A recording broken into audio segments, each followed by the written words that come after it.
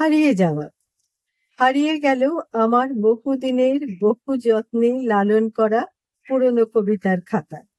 তার পাতাগুলো বিবর্ণ, মলাটের রং ও জৌলুস হারিয়েছিল অনেক দূর।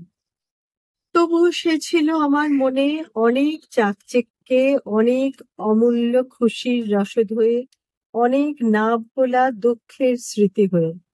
এমনকি যে সুখ আর অসুখের অনুভূতি ফিকে হয়ে গিয়েছিল বিস্মৃতির গভীরে, সেগুলোও ঝালিয়ে নেওয়ার জন্য সেতারের তার বাঁধা ছিল ওই পুরনো খাতায়।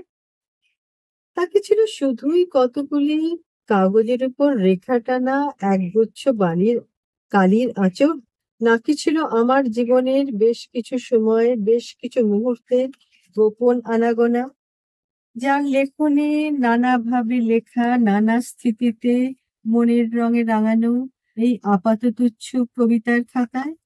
খুঁজলাম তাকে বহু প্রচেষ্টায়, ঘরের আনাচে কানাচে, দেশে এবং বিদেশে।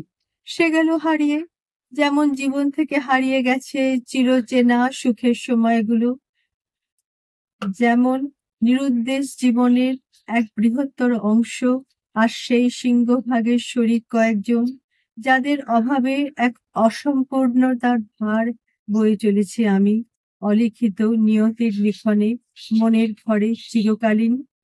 আমার প্রতিদিনের মৌন কান্নায় আর গভীরতম বিষাদের বিষ বিস্বাদে কবিতার খাতা নয়, কবিতাই হাতড়ে খুঁজছি আমি কঠিন গদ্যের পৃথিবীতে।